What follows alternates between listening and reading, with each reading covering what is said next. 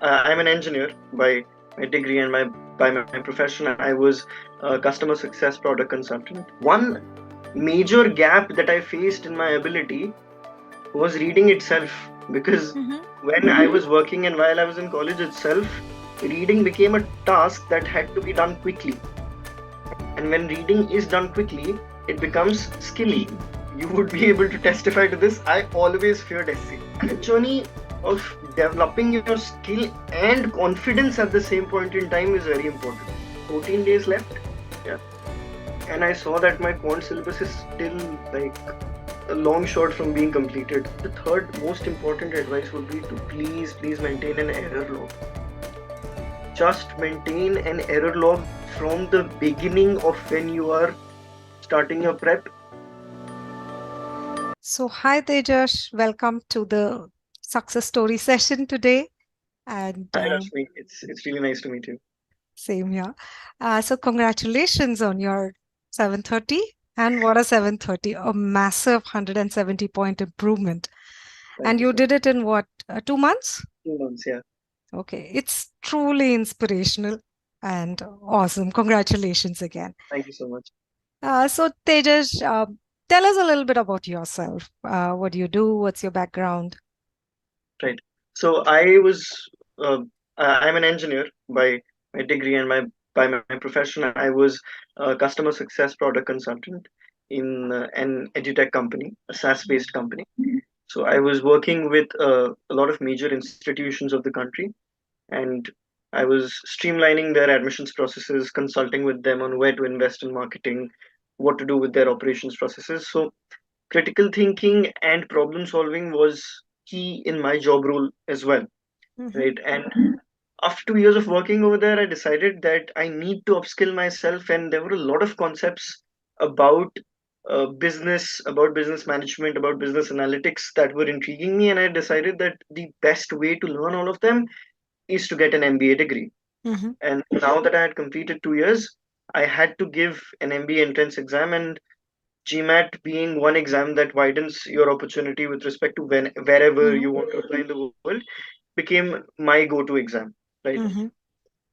I I just felt that this is something that is under my area to give, and Mm-hmm. I decided to leave my job Mm-hmm. and started working in a part-time position as a Mm-hmm. CRM manager for a group of educational institutions, Mm-hmm. while also working with a digital marketing consultancy. Okay. So I decided to do this because I knew that if I do leave the job, I will still have to earn the same amount that I was earning before, and it Mm-hmm. wasn't possible with just one full-time, one part-time job. So I managed two of those, and then I was also working with an NGO side by side, Mm-hmm. Mm-hmm. because in the last 2.5 years, I wasn't able to contribute much to the society. I was Mm-hmm. only able to do it via donations, and well, that's the easiest form of contribution that everyone does. Mm-hmm. Mm-hmm. I personally wanted to get involved, and I was also teaching kids Mm-hmm. uh, basics of English, basics of mathematics, and science Mm-hmm. in an NGO that is near my house. Oh, So wow. that is something that was also going on. And then I started my prep for GMAT along Uh, with all of this. So tell me, you told me that you took a sabbatical, you quit your job to Right. prepare. So with all Exactly. these things happening, I'm Yeah. sure it was not like you had a lot of time to prepare. I did. How I many did. hours But a day did you have? I had around, in the beginning, I had around 4 to 5 hours, which then increased because after some point in time, I stopped going to work, Mm-hmm. right?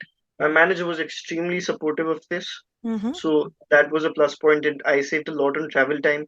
With the digital marketing agency as well, I gave a maximum of 1.5 to 2 hours a week, Mm-hmm. right? So in that regard, it helped me a lot. Mm-hmm. It's not about the time, Rashmi. It's actually about the mindset. When I was in the previous job, Mm-hmm. even though I worked for 12 hours, it felt like I worked for 16, Mm-hmm. simply because there was not even a moment of rest during those 12 hours. Mm-hmm. Even after office, there used to be calls, there used to be, pressure of deadlines. Government universities going to launch their programs on a particular date, Mm-hmm. political problems arising because of all of that. Of course, if someone doesn't I mean, there are a lot of repercussions wherein you're in a high stakes job, Mm-hmm. right? So that being said, it was just not a conducive environment for me to put my mind to something Mm-hmm. else. Mm-hmm. And since I was working as a customer success product consultant, I was anyway handling multiple things at the same point in time. Got it. So Got that sort of gave me an advantage with respect to prioritizing a lot of things at the it. same point in Mm-hmm. time. So Mm-hmm. that helped. So it was, I think, more about the mindset. Got it. Got it. So, so then you decide to do the GMAT, and so how did you go about? As an, I know you're an e-GMAT student, but how did you select the kind of course that would be ideal for you to help you get to your dream GMAT score? Right. So I honestly had very high hopes with respect to what I want to do in the 2 months that I had, 2 months, 10 days that I had, and I wanted to reach 750 at least, Mm-hmm. Mm-hmm. right? And that was the aim that I had. Now, I mean, looking in hindsight, I believe if I would have kept a threshold at 770, I probably would have reached 770, 750. But in any case, that was the kind of score that I was looking at. But somewhere down the line, I knew that anything above 730 or 730 as well would open doors of all business schools in the world. Mm-hmm. 750 was my aim in Got actuality, it. though. Got it. So, then, okay, your aim is set, you've decided on GMAT. So, how did you come up with the kind of course that you would look for, which would help you get to your target score? To be frank, I wasn't thinking of spending money on this. Mm-hmm. In the first place, I was thinking of just getting some resources online, looking at books, solving problems on a daily basis, Mm-hmm. getting a lot of online material for everything. A lot of PPTs are available, a lot of books are available, a lot of demo classes, a lot of, say, YouTube tutorials are Mm-hmm. available for all of Mm-hmm. this. Mm-hmm. So I was banking on that. Mm-hmm. I was thinking I'll just buy the official mocks and the material that comes along. I um, someone had the OG, someone gave me the OG, and Mm-hmm. I was like, cool, I'll use this. So it was more of a manage with whatever you can get, because Mm-hmm. anyway it's an exam that you would be able to crack simply because there's just maths and English, that too of Mm-hmm. maths of class till probably class 10, Mm-hmm. and English is something that I thought is inherently good with me. Mm-hmm. I mean, that was a huge misunderstanding that I had at that point in time, Mm-hmm. because spoken English is not equivalent to GMAT English, and that's something that I learned a little later. Mm-hmm. And then after like 5 to 7 days, right, I gave my first mock on the first day that I decided Mm-hmm. I want to prepare for GMAT. Mm-hmm. That's when I gave my first mock. The next one day I spent in analyzing that, right, and then the next 4 to 5 days I decided on how I'm going to prepare, and I understood that everything that I was finding was extremely unstructured. Mm-hmm. If I probably had a year's time and to experiment here and there and everything, I would have gone ahead with that. Mm-hmm. But the depth that is required to clear this exam is not as easy as some of the questions that may come on the exam. Mm-hmm. Because you may think that the questions are still easy. However, the levels of skills that you require and the combinations of skills that you need to implement in each question will not come through an unstructured manner of studying. Mm-hmm. Mm-hmm. You cannot go question by question and then realize, oh, this thing happened in this question, Yeah. which means I can apply this. Mm-hmm. It's not natural for humans to apply those learnings through an unstructured method. Mm-hmm. Mm-hmm. That's when I realized that I need a coaching. I Mm-hmm. need GMAT tutorial of sorts, or say someone to guide me, a mentor of Mm-hmm. sorts who can tell me what to do, who has Mm-hmm. gone through this process or who has helped people through this Mm-hmm. process. Mm-hmm. Okay. So, what was your first mock score? My first mock score was 560 Okay. on the MBA.com uh, official practice mock one that is there, Mm-hmm. Okay. right? So, So that it was an eye opener, which told you that maybe Yeah, yeah, self-study truly, wouldn't be truly. enough. I was like, I got a Q42 and a V25. Okay. And So, getting a V25 was a big time eye opener for me. uh-huh. I mean, I was thinking I would not get anywhere less than V35 in my first mock. Mm-hmm. And I saw that score in front of me, I was humbled, truly. I was like, I think it's time to pull up your socks, buckle up your belts, and decide what you need to do with your future, because this is where you are right now. That's really great. You took that score to mean that you have to put in effort, and with Yeah, the right kind of effort, you can reach to where you want to truly, reach, truly, which truly. is really commendable. So, Thank you. so Tejas, yes, you after that mock, you did your research, you joined e-GMAT, and I think as soon as you came on board with the current scores that you had, you created your personalized study plan. So, Right, can you just give us a brief about how you went about preparing from that your starting score right. towards your target score? So actually, I would like to give a little bit of insight on how I selected e-GMAT, because that Mm-hmm, was, I believe, an extremely important, probably the most important stepping stone in me reaching the 730 from 560. Because I saw, as soon as you start searching for GMAT online courses or GMAT courses on Google, you start getting boggled with all of these advertisements from multiple platforms altogether, mm-hmm, right? And everyone is offering sessions, everyone is offering consulting sessions, everyone is telling you what you should be doing, what you should not be doing, and there are all kinds of courses. I registered myself on the GMAT club, and after that the barrage increased. mm-hmm, So now I had like 5 to 6 options that I had to choose from, right? So to be very frank, me being someone who essentially came from a very frugal business background, mm-hmm, decided that something that would help frugally would be nice, because I didn't want to spend that much on the preparation. I mm-hmm, wanted to spend on the applications. mm-hmm, So I was looking at options that were cheap, but honestly, something was not clicking because, of course, everyone has reviews, everyone has testimonials, everyone has stories that they talk about, but there's a factor of how someone wants to make you a better learned individual with mm-hmm, respect to the GMAT, or with respect to how to crack the code of the GMAT, right? And everyone was telling that we'll get it done for you, but there was no proof of concept with respect to how to crack the code in terms of teaching you. So attended a few sessions from different places, and I attended Payal's session, I remember, on algebra, mm-hmm, right? mm-hmm, There was this, I don't know, slandering or misinformation going about e-GMAT, that probably the verbal is very good and the quant is not, right? mm-hmm, But when I attended that session with Payal, I really just felt like it was a teacher of mine who was sitting in front of me and teaching me on the blackboard while holding my hand and through writing in the notebook. And I was really surprised because she made things very simple.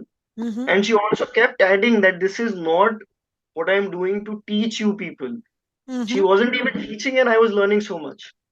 mm-hmm, She was just talking about how to handle certain concepts. She kept talking about visualization. She kept talking about taking all cases into consideration, mm-hmm, inferring question statements. These were terms that you would generally hear everywhere. But she made a methodology out of it. She made a flow out of it while teaching. And mm-hmm, that came so naturally. And I realized that if this is the kind of um, training that is given in a demo free session, then what would happen if I actually take their services? What mm-hmm, would be the kind of content that I get? I registered on the e-GMAT portal, and I decided to take the mock lessons that are there, the free lessons that are there, mm-hmm. The and they trial. were really good. Mm-hmm, And Scholaranium had such a large bank of questions, right? mm-hmm, So I saw all of that, and I don't know whether I should say this over here or not, but I requested for probably some kind of um, a discount, or some kind of an allowance that that I can probably utilize to get the subscription. And Payal told me to just send you people a mail about my story about why I need it, and I got it. I mean, I got it within a day. Mm-hmm. So, which really meant that you are that factor about caring about someone's growth Yeah. that I was looking for. You gave that, and even though these things are very high intensive, a lot of investment goes into creating such platforms, especially the one AI driven that you have. A lot of investment goes into it, and I know that because I've come from a SaaS based industry. Mm-hmm. So when I got that, I decided that, I mean, this is what will work for me, and if this doesn't, nothing will. So that's when I decided to take the e-GMAT course. Now, when I did take it, there was a particular Sigma X mock that I gave. I got a score in it, and through that, a study plan was created for me by the system itself, Mm-hmm. by uh, by the course computation that you have. Things were decided about what I should be doing first, what I should be doing later on, and while at the same time, someone from your team reached out to me. I believe it was you, and you decided to chalk out a plan for me, right? About what I should be doing. I should be first going about strengthening my verbal. I Mm-hmm. should be mastering comprehension, mastering reading, right? So there was the master comprehension course that I had to do before everything else, which I really think laid ground for how I read and infer things out of Mm-hmm. them in verbal. One major gap that I faced in my ability was reading itself, because Mm-hmm. when I was working and while I was in college itself, reading became a task that had to be done quickly. And when reading is done quickly, it becomes skimming. And when you are skimming through things, you don't realize the hidden concepts or the hidden, say, catches that you need to catch per se with respect to understanding what needs to be done with that piece of statement in Mm-hmm. accordance with the question. So that is where I really learned to pause, and read, understand, take in the meaning while reading itself without having to read it again. Mm-hmm. And I believe that's a very, very important foundation skill that needs to be built for GMAT. I mean, Very if true. you skip that, then everything that you are doing at a later point in time is only going to add to your frustration. Because when you're going to do something wrong, you're going to realize, oh my God, I knew this concept, but I just didn't read it properly. And Yeah. when that thing keeps coming again, you start doubting your abilities as to, I mean, what can't you even read? So, so that is something that laid down a brilliant foundation for me. And the immersive videos that were there, it felt like Payal. So Payal was there in most of the videos. Yeah. Payal and Shraddha were there with respect to the concepts for verbal, and it felt like it's just someone who's talking and interacting with you. Like, she made it Mm-hmm. so interesting, and there were certain concepts in which I felt she was elaborating too much. Right, Mm-hmm. I was like, that all of that is not needed. That much of depth is not needed. But when I started doing the questions, I Mm-hmm. was like, wait, this is what she said at that point in time that I probably didn't value that much, which is getting utilized over here. So, I mean, everything that was being said was said in such a structure and was being taught in such a structure that was that was the most conducive for your learning. Mm-hmm. Mm-hmm. Right? That had me with verbal, the beginning of verbal, set my base for verbal, and for the next few days, I did SC.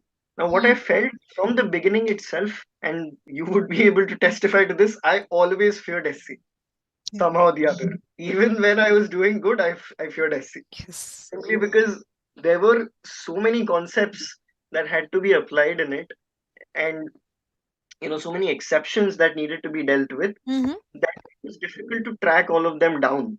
Mm-hmm. And the way the SC course was taught in the e-GMAT portal, I realized that there was proper bucketing and bifurcation of concepts, Mm-hmm. right? And the best thing was that I didn't have to learn and do. I was learning and doing, then learning and doing, while making sure that whatever I am learning is getting retained in my head through practice. Then I'm moving to the next concept, which is just a little more difficult, Mm-hmm. right? And the previous concepts were also getting immersed in the questions that were thrown later on. Mm-hmm. So that journey, of developing your skill and confidence at the same point in time is very important. Mm-hmm.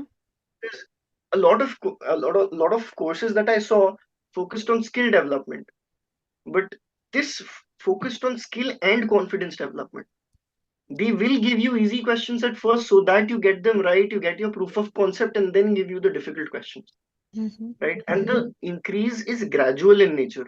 Yeah. It's not sudden. It is not, it is something that will motivate you to study more. Mm-hmm. Because I realized I was first giving 4 hours a day. Towards the end, after probably 20 25 days, I was liking to give 6 hours a day. So that is something that could happen only because the way things were being taught was interesting, Mm-hmm. right? Then I moved on to critical reasoning Mm-hmm. after I was done with the sentence correction. Sentence correction. So in critical reasoning, what I realized was that I think it was CR, it wasn't RC, I believe. Yeah. In critical reasoning, what I saw was that at first I thought that this can't be taught. This is something that essentially you need to realize with each question, and you need to understand the answer. It's all about you applying your thinking skills over here and nothing else. As you said towards the beginning, that you were in a, you know, in the kind of profession which required a lot of logical thinking And I was and like, this is something that I can do. Say, I mm, don't need to learn this, mm, right? But then there is one concept that you focus on a lot, which irritated me in the beginning. That was pre-thinking. Like you have to pre-think. Like what if I don't want to? I can probably look at the options and then just eliminate uh-huh, because well, e-GMAT GMAT is basically elimination of things, right? So and yeah, this is also a problem that happens with me now. GMAT and e-GMAT have become synonymous terms in my head. And like if GMAT comes to my head, the second thing that comes is e-GMAT. So yeah. So talking about that, I understood that there were certain concepts of pre-thinking that I thought that I would not be able to follow. The first two, three questions were like, mm-hmm, this should be thought, that should be thought. I'm like, how can I get such specific thoughts about questions? mm-hmm, And when I started implementing it, when I actually started implementing the thought process behind it and started paying good focus on the actual question statement, I was realizing that my thought process was matching what was required when I was looking through mm-hmm, the solutions. mm-hmm, It's like, wait, this is coming naturally to me. I mean, I don't need 30 seconds for this. I read the question, and within the next 5 to 10 seconds, I can devise situations. I was trying to put myself in the situation of the problem itself, and mm-hmm, things were coming very naturally, mm-hmm, right? And just on the basis of that one pre thinking skill, all kinds of questions of critical reasoning were becoming easy, mm-hmm, mm-hmm, right? And that focus was very important. And then the good thing about e-GMAT was that you decided to take that one concept and then extend it. With respect to assumption questions, pre thinking was important. With respect to strengthening questions, pre thinking what would say be the negation statement, or what would say be the statement that would somehow or the other differ in the results a little bit with respect to the conclusion, and then negating that for the strengthener. Same thing with assumption, right? Weakener, you didn't have to worry because anyway you were thinking about negation before yeah, itself, right? So all of those things were extremely important. mm-hmm. And then came bold-faced. Stop me if I'm like taking too much time with No, everything. no, no. It's Yeah. So then came bold-faced. I was like, this is something that is out of my league. I mean, I'm just gonna like inky pinky ponky it through the exam. And then I realized that this was probably the easiest one. I mm-hmm, mean, sure, it does take a little bit of time and over analysis of the answers rather than the question, but there are only a few number of terms that are utilized here and there, right? mm-hmm, For example, if you want to talk about a conclusion, that can be termed as, say, uh, a suggestion, mm-hmm, or say an end argument, or say a prediction of some mm-hmm, sorts, mm-hmm, right? So, or say if you want to talk about something that is an assumption, then something that is say inferred, so it can be termed as an inference, it can be termed as a statement that is drawn upon through Mm-hmm. certain things that are given in the paragraph. So So it's synonyms of these terms, kind of. exactly. So once you get a grasp of those things, you will be able to understand which thing to apply where. Mm-hmm. And mostly in bold-faced questions, what I realized was that it was just two options that were very similar in nature, just one word here or there, right? Mm-hmm. And that is something that the e-GMAT course taught me how to catch. And once I started doing that, it was very simple. Yeah. So this was my CR journey. I really I just want to take a moment here and tell you, what comes across throughout that SE journey, CR journey that you just spoken about is there were times when you had those thoughts wherein you were like, okay, maybe I should not follow this. But once you exactly, had yeah, chosen a particular thing, you trusted and you exactly, persevered. You right. did not let those negative thoughts sort of Yeah, affect the way you are yeah. doing it, which I'm really glad that you know, you decided to trust No, I and mean, kudos follow goes to through. you because there was proof of concept.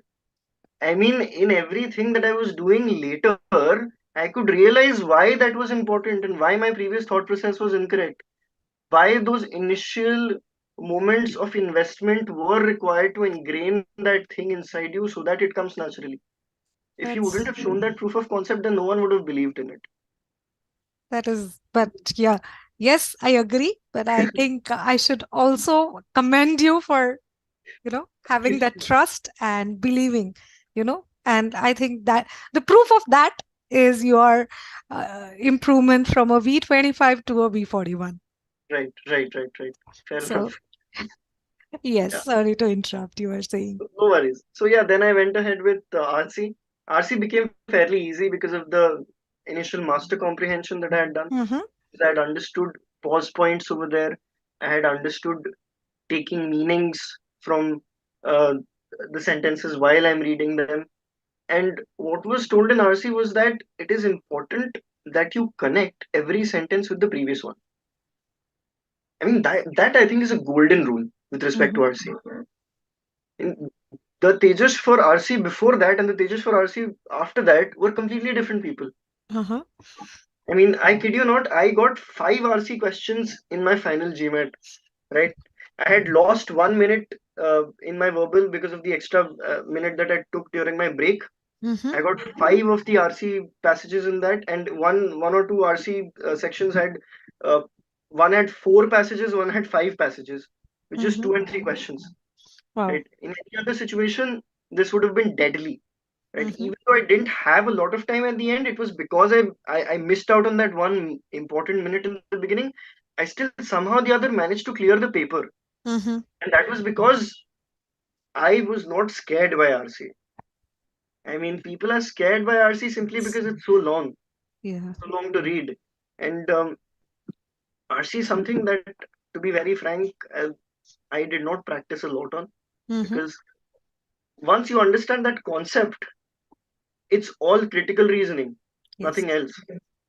I mean, you've understood critical reasoning well, you focused on that a lot, and you understood that one concept about RC, about connecting everything with the previous sentence. And of course, you are implementing your pause points with reading analysis. It comes very easily to you. And Yes. that's something that e-GMAT helped me with. I mean, if you wouldn't have said that in your tutorials, I would have been like, you probably should edit this out so that that golden rule of yours still remains exclusive. No, no, no. As you've been a part of the webinars that we host, it is Right, what is exactly, there in the course is what we exactly. discuss in the webinar. So Yeah, and yeah, yeah, actually, one thing that I was, jealous of was that why is everyone getting the webinars for free? Yeah, these are like good things that should be given to the people who value those things. I yes. mean, But you know that that these are the things that we think benefit people, and it's good to put it out there.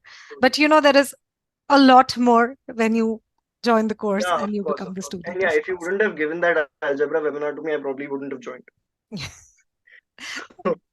Most definitely. So yeah, I mean that's how I prepared my verbal. Would you like me to Mhm. talk about my quant now? Yes, I think verbal we have wrapped it up. Quant also, Right. your first mock you scored what, a 42, 42, yeah. despite thinking that 250, 42.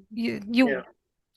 You did think that you are strong in quant though, with the Yeah, engineering an background engineer and all.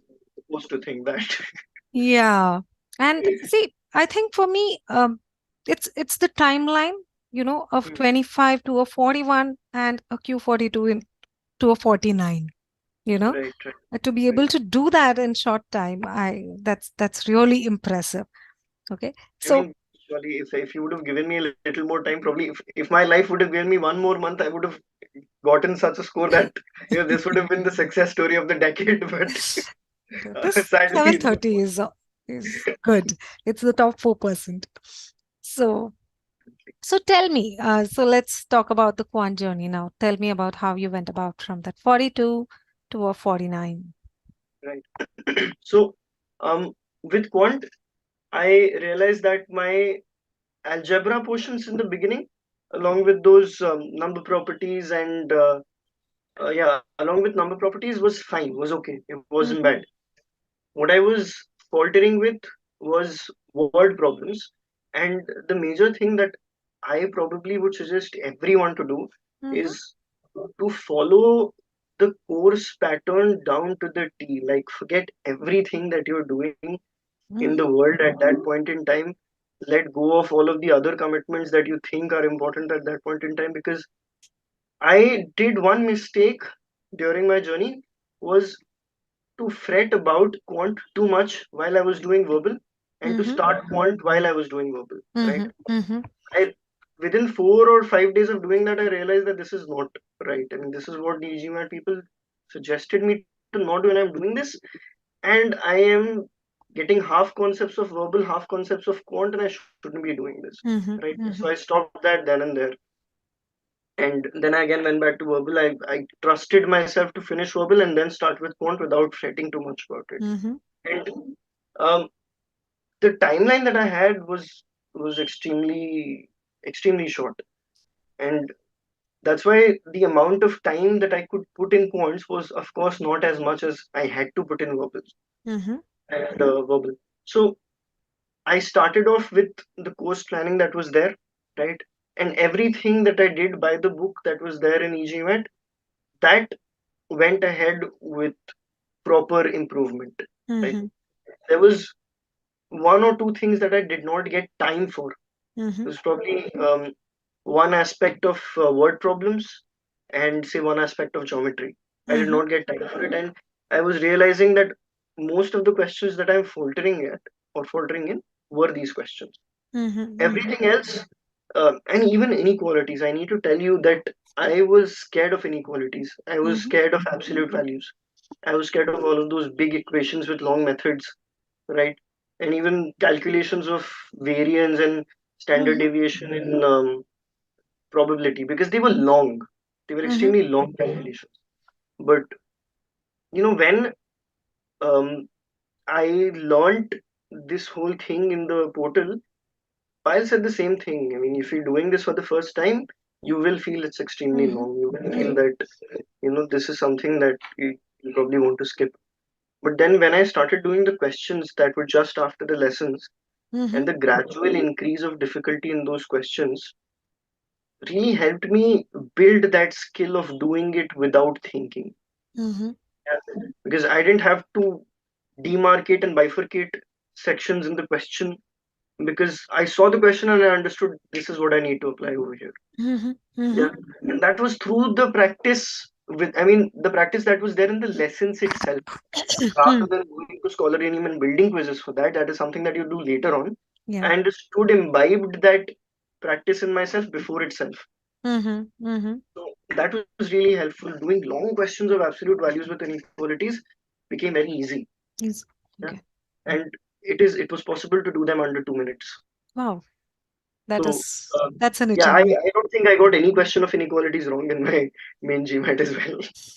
So yeah, that was there. And then what happened was that I had around 14 days left. Yeah. And I saw that my quant syllabus is still like a long shot from being completed. Mm-hmm. And I was like, this is something that is just not possible for me to do on my own at this point in time. That's when I contacted you, Yeah. right, for advice. And I was quite frankly surprised stating that when you said that I should have contacted you earlier, because I didn't know that you did this for students like this, right? Because Mm-hmm. I thought that probably it will come in some premium plan of yours where you know you are guiding students, and then I realized this is something that you do offer naturally for people who are willing to learn and improve. Mm. So Yeah. that is again kudos to you people for having this program. Kudos to people like you who help students like me out who are just nervous to the end of their nails. So How yeah, dare she? that was there, and you formulated a plan for me with respect to quants. And even though I wanted to follow a different kind of plan at that point in time, you reassured me that this is something that you need to do, and this is probably the only way that you can reach your target score or even come close to it. And the best thing about it was that you gave me a realistic picture. You told me to not hold on to that number because that would hamper my preparation. Yeah. You told me to the target score that I had at that point in time. You wanted me to be practical about things and reassured me that whatever I will achieve beyond this point would be good. Because at that point in time, I was getting what is 710 or something of that sort, Yeah. 720 in Sigma X Yeah. mocks. In that, I believe maths is a little tougher, quant is a little tougher than what it is there in actuality in the GMAT. So you reassured me that your skills are not that bad and you just need to focus on a few areas. And I decided to do that. I mean, I had four mocks that I had bought from MBA.com. And the Marwadi in my head was telling me you need to utilize those because you've spent money.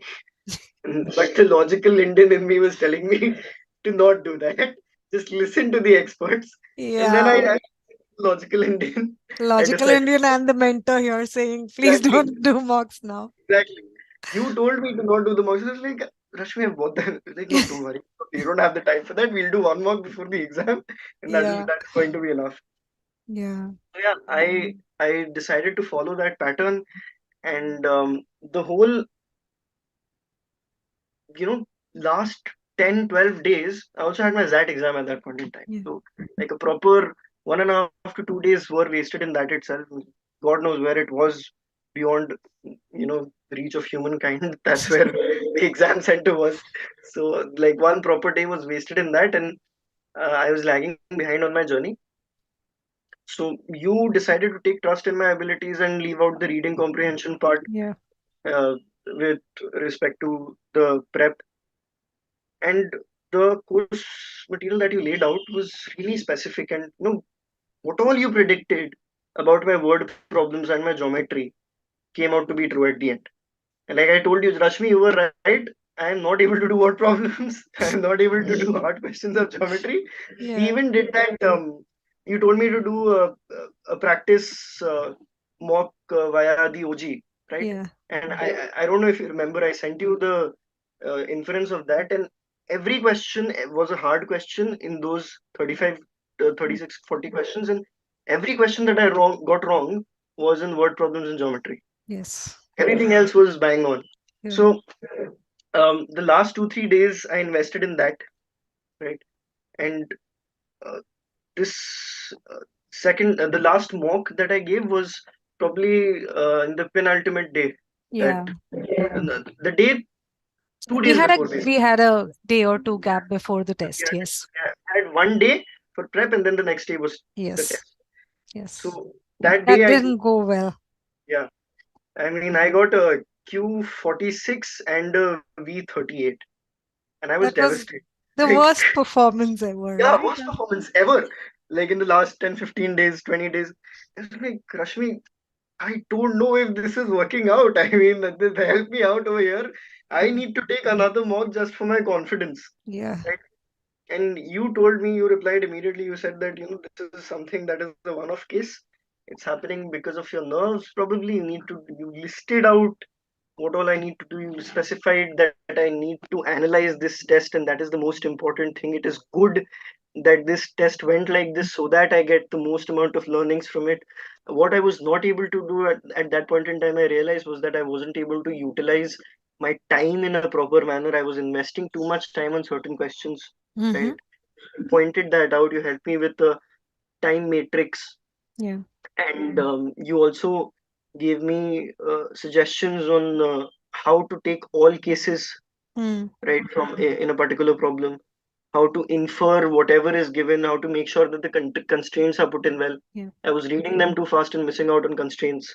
Mm-hmm. So I started to apply all of those things, and I decided to not give another test. Mm. And the day of the exam, you had asked me to, like, you know, get my brain up to speed Yeah. Warm up. by doing a few warm-up questions before going. And thank God you suggested that. Thank God I did that, because those warm-up questions, I failed miserably.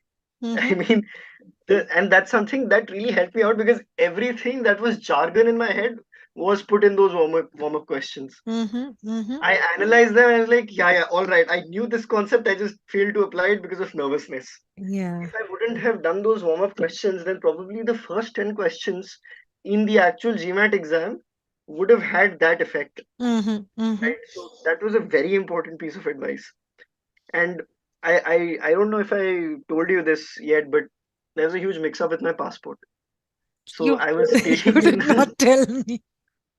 yeah. So that added to the nervousness, but I think I handled it pretty well. So there was my passport was at my place. I was staying somewhere else. I told you at that point in Mm, time, yeah. I Yeah. was staying somewhere nearby the exam center. So my mother was supposed to bring the passport that day, and me having her genes, her being the nervous one as well.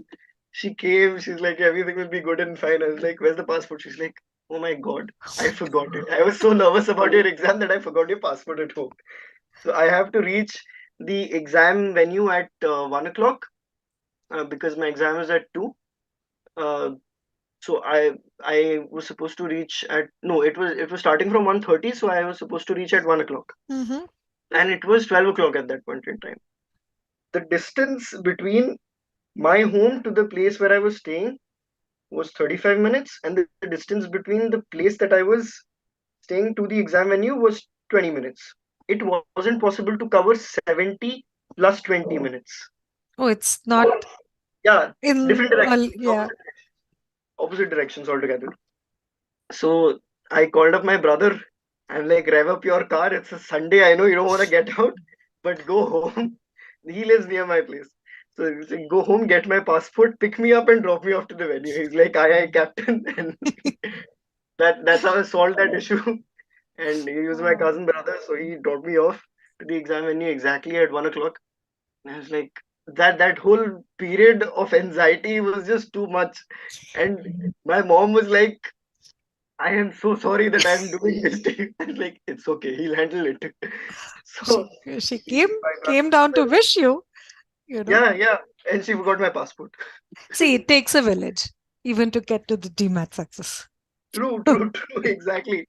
So yeah, that happened. I went, of course, then gave the exam, extended my break by mistake, didn't have an idea that I was extending, was stretching outside while Mm-hmm. my timer had already elapsed. Okay. So Yeah. that was that. Yeah, So, but all is well that ends well, truly, truly, right? truly. So tell me, how important is it to have that right kind of mindset while giving the test? Because you did mention you were really nervous while you were giving the mock before the test when you were doing warm up, but how did you manage to, focus on the test date during the I test? made sure that I had one proper hour to get the learnings out of all the questions that I did right and wrong in that moment, right? Mm-hmm.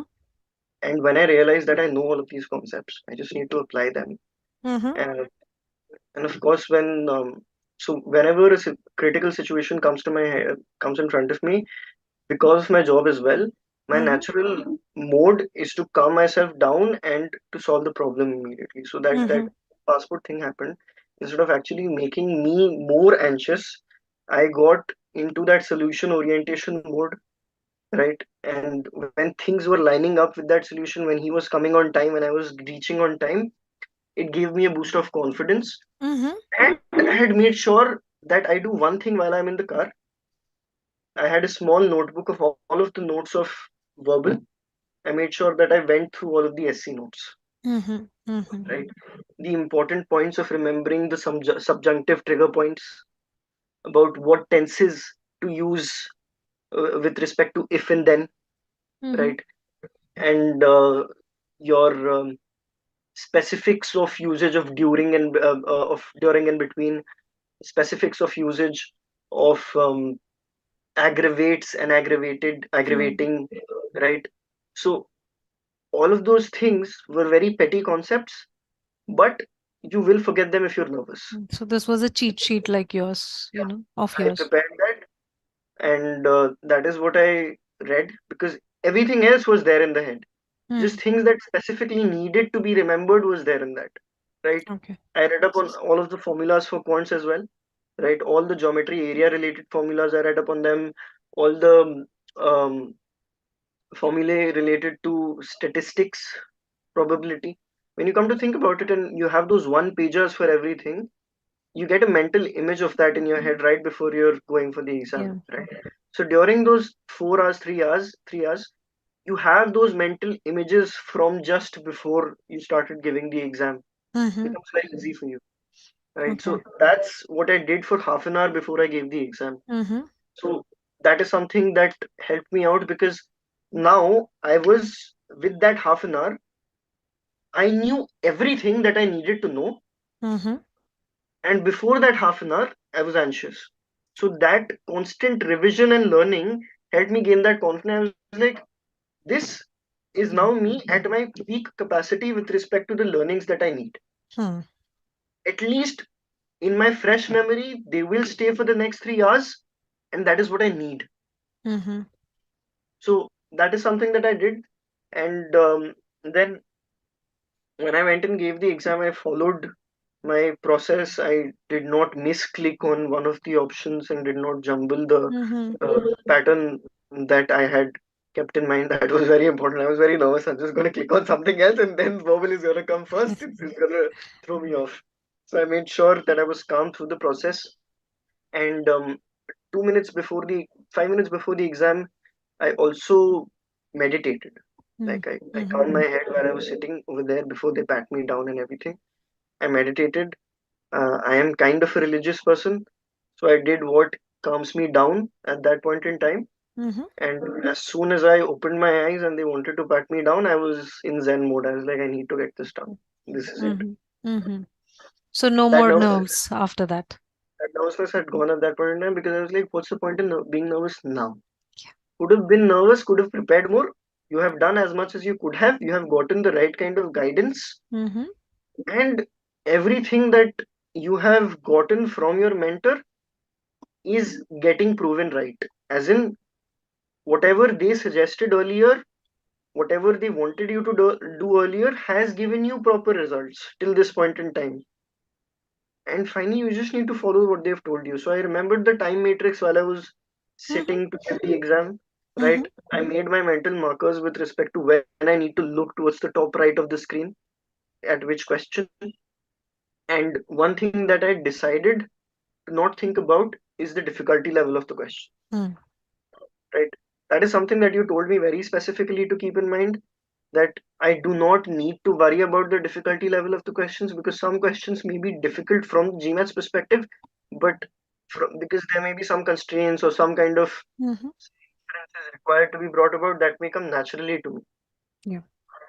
Of them to be easy, but they may be actually a set of part of difficult questions. Yes. So I made sure of that. And while I was giving the exam, there were a lot of situations where I had to use approximation, Mhm. right? Because it's not easy for you to do all of those calculations during that point in time. So there was this lesson of yours that was there in the course plan. That was approximations and decimals. All Mhm. of those things were there. I never thought that the application of those would be there in other questions as well. And I was like, thank God that was taught separately because I know how to use that properly. So that really helped me out. And when I gave the when I did the final 3 4 questions, I could understand. That is when I could understand the difficulty level is there. It is there a little bit, which means I was going on the right track. even probably not the best track, but I was going on the right track. Mm-hmm. So my quants wasn't that bad, as bad as I thought it would be. Mm-hmm. Mm-hmm. But then with all of that and solution orientation before that and everything, I was very exhausted by the end of quant. Yeah.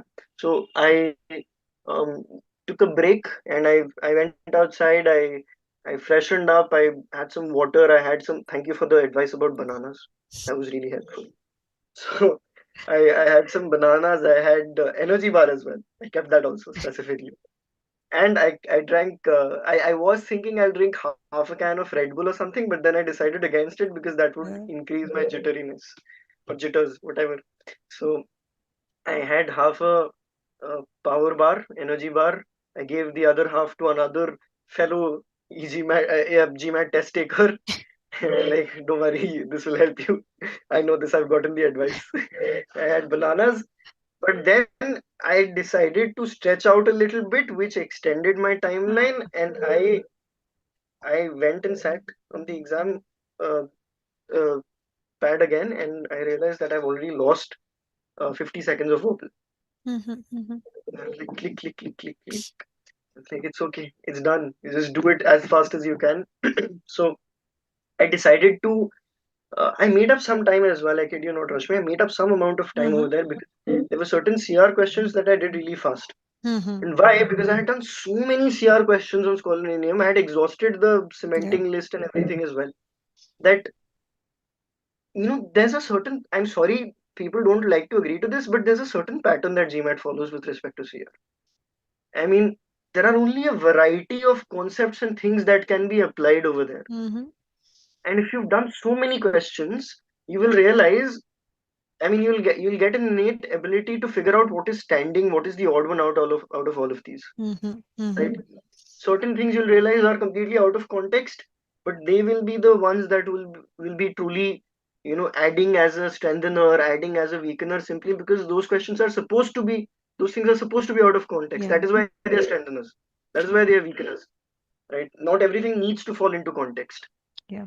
So I saved up time on that, but then the RC passages kept coming at me like one barrage of soldiers after another, and I was just the final passage had like two or three questions, and it was five passages. I was like, how much will I read over here?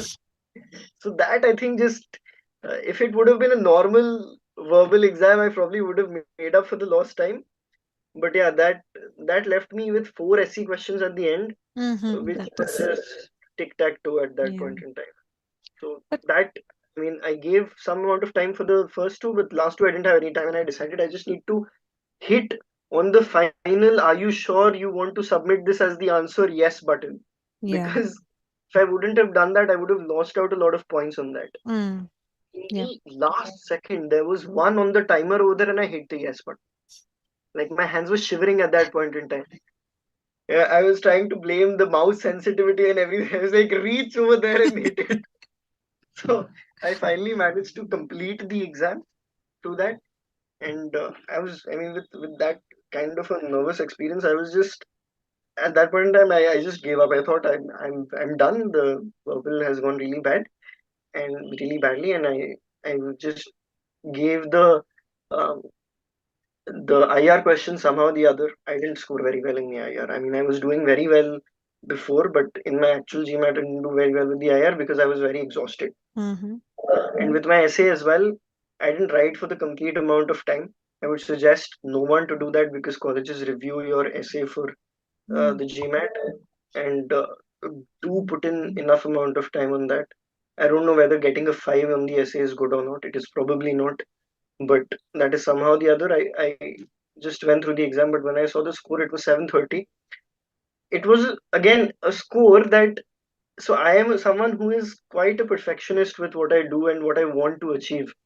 And it was a score that I couldn't be unhappy about. I mean, it would be a fool who would be unhappy with that score. But again, at the same time, uh, it was not a score that was reflective of the amount of effort that you put in and the amount of effort that I put in. But in any We case, needed it that does. Yeah, another yeah. 10, 15 days to, wrap up the quant and But yeah, Yeah, what's good is the score allows you to and gives you a good fighting chance to get into the schools that you want to. right, right, Okay. right. I read up a little bit, and even Harvard, Stanford, they take people with 730. Yeah. So that's, I mean, if you have a good enough profile, that does help you. Yes, definitely, because GMAT is a part. So yeah, so that ways it is good because ultimately it is a means to the end. So, Most definitely. you know, I mean, if I it is have the time in the future, I would definitely like to give the GMAT again by taking your course. I'm like, this time I'm gonna get a 780. I'm gonna take 6 months. for sure. I'm gonna get a 780, and I'm gonna do that for myself. Yeah, I'm sure you will be able to do that. It was just that, a last bit that, if we had that 10-15 days, I'm sure we would have had that 750 plus kind of a score, right? Right. So Tejas, it has been a wonderful journey. It has been a speed break, a real sprint to that Yeah, 730. most Okay. definitely. So, and, I would like to say it was a journey well ended, given Sure. all the constraints that we've had. So, if you just to wrap up, if you have to give, some three most important tips that you have taken away from your GMAT journey to the other GMAT aspirants out there, what would those be? I mean, there are a lot of uh, things out there that will tell you to do this and that, and a lot of tips that you'll get from a lot of people. But you need to realize what is a proven concept, what has worked properly in the past at all points in time. You need to get that from experienced people, and you need to follow it down to the T, down to the dot. And discipline is key. There's no talent, there's no skill, there's no wonder that beats discipline ever. And if you think that going for that party is important, going for that uh, wedding of your friend is important, going out on a date is important, all of that, at that point in time, it doesn't matter. Shouldn't matter, right? I mean, I gave the exam in January, and I didn't go out in the month of December. I didn't go out for those Christmas parties. I didn't go out for the New Year's parties, nothing, Mm-hmm. because that thing was my priority, right? So discipline is extremely important with all the distractions around you, and following what your mentors are telling you to do. If you have trusted someone, follow what they are telling you, right? Mm-hmm. Second, do not think that it is cakewalk, or do not think that a lot of people have done it, so I'll be able to do it, right? Treat it as something that is difficult. Treat it as something that you need to understand. Mm-hmm. So when you think that it is easy to get, you decide to skip on certain concepts that would have been otherwise very important. Decide to skip on development of certain skills. There are 7 parameters that the e-GMAT talks about with respect to solving questions on quants. Mm-hmm. I kid you not, those 7 parameters, along with the reading skills that I've developed in verbal, they're helping me with my current job. I really kid you not. I mean, I read a statement now and I understand what is the essence of it, what a person is trying to imply, Mm-hmm. what is a grammatical error in it. And when I see a problem, I consider all cases. And that is something that has broadened my horizons just beyond the GMAT. I mean, it's not just the GMAT that I aced, sort of, or it's not just something that was used in this test. This truly is a test that develops you as a skilled being. Mm-hmm. So it is important to imbibe all of those important concepts of application, right? You need to infer questions properly, you need to visualize them properly, you need to see the constraints that are there, you need to consider all cases, right? You need to come to the conclusion properly. All of those things are extremely important. Mm-hmm. So make sure that you define processes, or you learn through defined processes and follow them. And third would be to not, uh, there's going to be a lot of noise with respect to what should be done, what should not be done, with respect to what is good, what is bad. A lot of success stories you'll hear, like mine, but not everything will fit properly into the picture, and not everything is a one shoe fits all solution. Yeah, I I don't think I would have gotten to the 7:30 honestly, Rashmi, without your help and without those last 14 days. It wasn't possible. You decided to pay give individual attention, and you know give that focus. The platform decides to analyze your data. The I think it's called the expert Yeah, analysis. Yeah. So that analysis truly gave me a real picture of my own standing. Didn't give me a templated version of things that needed to be done. It gave me my standing and suggestions relating to what I need to do. And according to that itself, the third most important advice would be to please maintain an error log. Just maintain an error log from the beginning of when you are starting your prep. I started to do that towards the end of my prep, and I realized there were so many learnings that were coming from it. And you will think in moments, what, I just do not have the time to fill in those specific things about the error log. But it's very important that you spend that time instead of spending those extra 20-30 seconds in the actual GMAT on one question. So, I mean, that advice, I believe, from you people, and keeping individual sections on teaching how to maintain an error log was extremely important, giving those yes, sample error logs, right? So, yeah, with discipline and application of concepts and maintenance of error log. Those are the three wow, advices. that is that is wonderful. They just, I'm sure there are a lot of people out there who don't know how to go about their GMAT preparation, how to get to the top of GMAT world. And I'm sure Right. they'll take a lot of learnings from the session today. Thank you And so much. I'm sure the session will help a lot of people get to their dream scores too. So I really thank you hope so. so much for the Thank time that you've taken. And I wish you all the very best for whatever future holds for you. And I'm sure you will get into your dream B school. Good luck for the applications and the admissions. Thank you.